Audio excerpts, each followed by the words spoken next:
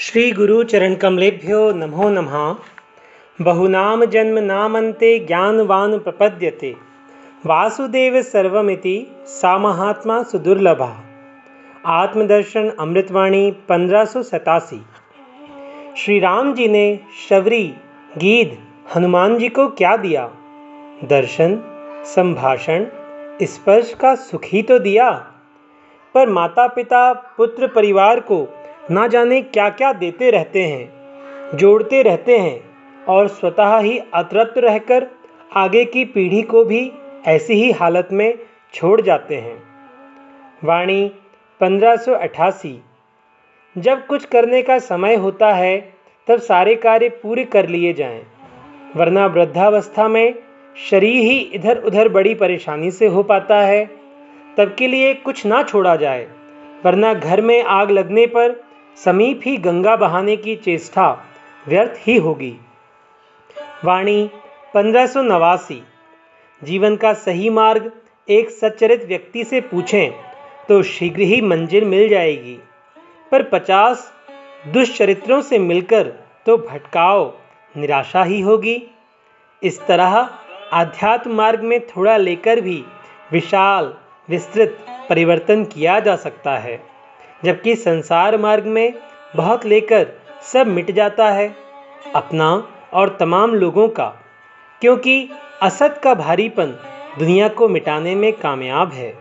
जैसे अमेरिका की शक्ति सारे विश्व को मिटाने में सक्षम है, क्या कोई ऐसा सोचता होगा कि अमेरिका की शक्ति से सारे विश्व का कल्याण होना है?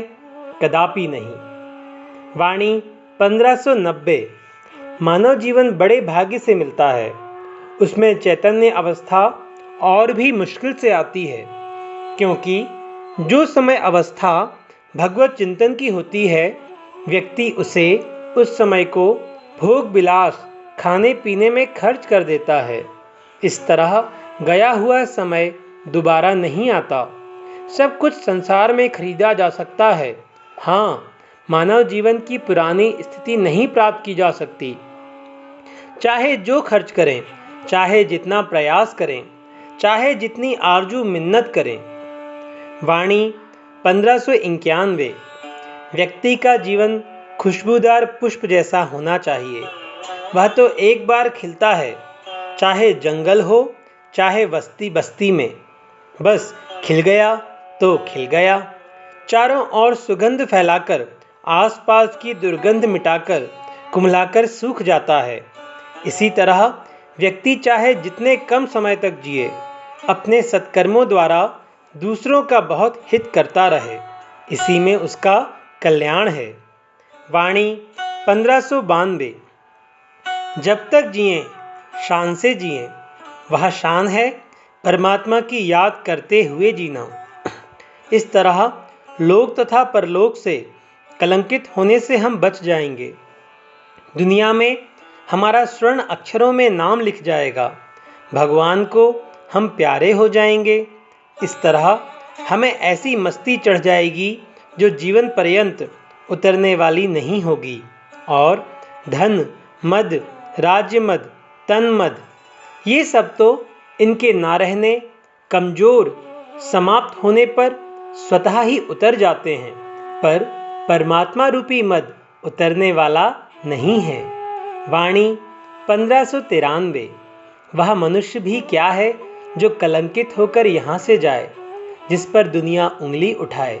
हाँ, दुनिया हमें पहचान न सके तो कोई बात नहीं, पर हम तो अपनी छाप परमात्मा के यहाँ छोड़कर और स्वतः तृप्त होकर शांति से समय गुजार कर जाएं।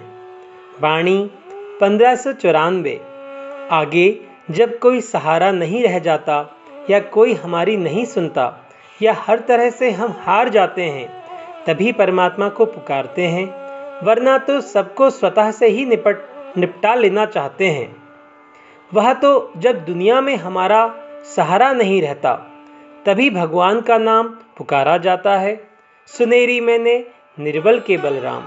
पर भगवान तो किसी भी तरह, कैसे भी हालत में पुकार करने पर दौड़े चले आते हैं। वाणी 1595। भगवान की इच्छा से जो भी हो रहा है सब ठीक ही हो रहा है। जो होना चाहिए था वही हुआ। अभिमन्यु के मारे जाने पर अर्जुन शोकाकुल हो गए, जिस पर भगवान ने कहा, तुम अपना काम किए जाओ, यह सब तो होने वाला ही था। ऐसे ही राजा बलि का भगवान वामन द्वारा सर्वस्व लेकर उन्हें पाताल भेज दिया गया। चाहे जो भी बने या बिगड़े, हमारी सब में रजा होनी चाहिए। वाणी 1596।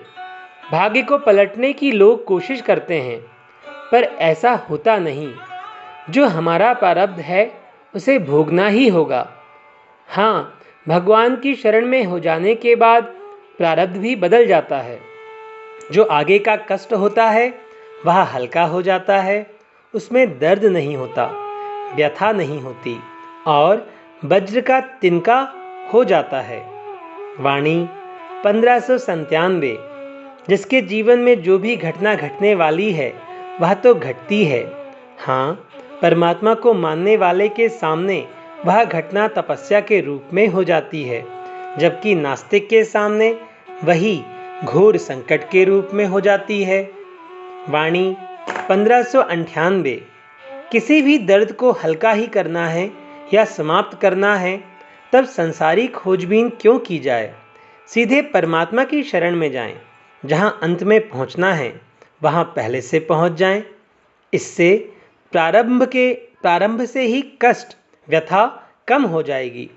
संघर्ष तो हर किसी का सारे जीवन चलता ही रहता है, फिर इंसान इससे सदा बचना क्यों चाहता है। क्या चलने फिरने उठने बैठने से किसी भी काम में कष्ट नहीं होता। चाहे जो भी मिले, समस्या बढ़ती है, दुख दर्द बढ़ता है, फिर हर तरह से परमात्मा से ही पहचान मिलना ही क्यों ना हो। श्री गुरु चरण कमलेभ्यो नमो नमः। सभी को दंडवत प्रणाम।